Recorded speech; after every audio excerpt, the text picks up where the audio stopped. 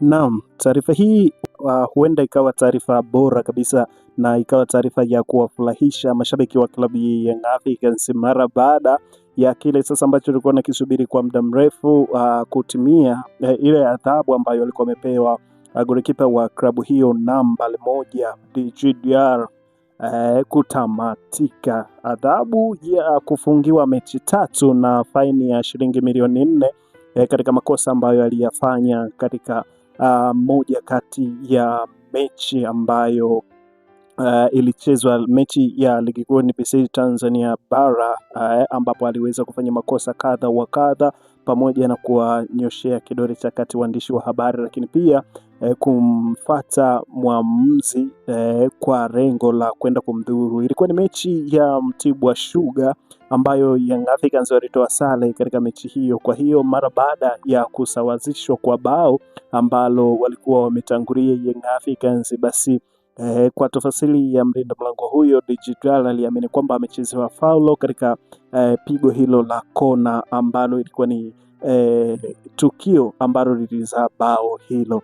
Mara baada ya kukaa na kupitia kwa mchezo huo kwa kamati ya masaa 72, basi wakaamua Djigui Diarra baada ya kubainika na makosa hayo akafungiwa mechi 3 pamoja na faini ya shilingi milioni 4, lakini bili ya faini hiyo wananchi wakaibeba na wakachanga fedha hizo zote wakalipa ile faini. Kwa hiyo zile mechi 3 tayari zimeshakwisha kukamilika, na kinachofuata sasa Young Africans ni rasmi kabisa, watakwenda kumtumia mlinda mlango wao Djigui Diarra katika michezo ambayo inafuata. Mchezo wa Alhamisi, Young Africans watashuka dimbani kuwakaribisha Mbeya City katika mchezo wa NBC Premier League, mchezo wa 19 katika idadi ya michezo yao. Kwa hiyo ni moja kati ya game kubwa na game tough ambayo Young Africans wanakwenda kukutana nao watu hao kutoka Mbeya katika uwanja wa KMC Complex hapo jijini Dar es Salaam. Mchezo huo utakapochezwa katika majira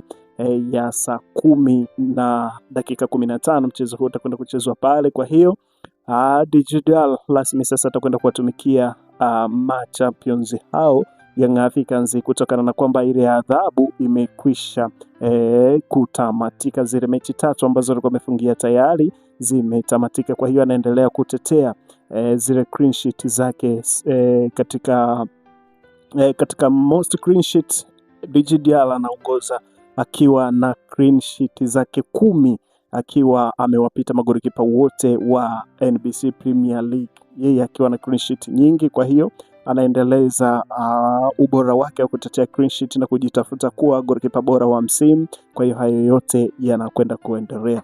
Bwana, kitu kikubwa na kitu bora kabisa ambacho mashabiki wa klabu ya Young Africans walikuwa wamekimiza katika eneo la goalkeeper Djigui Diarra, kipenzi cha wanayanga, mwananchi mwenye kadi, bwana, anakwenda kurejea katika lango lake na anakwenda kuhakikisha kwamba anafanya majukumu yake ambayo amezoea kuyafanya kila siku. Lakini kwa adhabu hiyo sasa, huenda ikawa ni funzo kwa wachezaji wengine ambao, unajua mpira wa miguu ni mchezo ambao wenye hisia kali. Kwa hiyo inapotokea issue kama hiyo ni vizuri na kizuri zaidi kwamba wachezaji waga wanafanyiwa counseling inapotokea issue kama hiyo, ujue ni namna gani ambavyo unaweza ukatuliza temper na ili usiingie kwenye matatizo kama ambayo aliyapata Djigui Diarra, golikipa wa klabu ya Young Africans. Mara baada ya tukio lile, tempa ilikuwa juu sana na tuliona alitulizwa hadi mpaka na viongozi, lakini ilishindikana. Mpaka rais wa klabu ya Young Africans Engineer Said pia aliweza kwenda kumtuliza, ndo kidogo ikawa ni afadhali. Kwa hiyo kwa tukio lile akastahili adhabu hiyo ambayo aliadhibiwa na mamlaka zenyewe ambazo zinasimamia hizo taratibu na kuiongoza ligi ya Tanzania bara kwa maana ya NBC Premier League. Kwa hiyo sasa anakwenda kurejea kama mchezaji huru kabisa ambaye amemaliza kifungo chake na amemaliza adhabu yake ambayo alikuwa amepewa na kamati hiyo ya masaa 72. Na kwa tukio hilo sasa Young Africans, kuna tukio lingine ambalo bado halijatolewa ufafanuzi juu ya marejeo ama mapitio ya kamati hiyo. Kuna tukio la mchezo wa Young Africans dhidi ya Pamba Jiji. Inaelezwa kwamba Mdassir Yahya aliweza kumpiga Kevin Nation na aliweza kumpiga kiwiko Kevin Nation katika moja kati ya movement ambayo ilitokea katika siku hiyo, na hilo bado halijatolewa ufafanuzi. Je, atafungiwa pia Mdathir Yahya? Na kwa kosa lake hilo lilishawahi kumkuta Suleiman Mwalimu, mchezaji wa klabu ya Simba, lakini pia Hamad Abdullah Bak ambaye pia ni beki wa klabu hiyo ya Young Africans, na ilishawahi kumkuta jambo kama hilo, akafungiwa mechi 5. Kwa hiyo kama itabainika kwamba Mdathir Yahya amedondokea kwenye adhabu hiyo ama kosa hilo limekuwa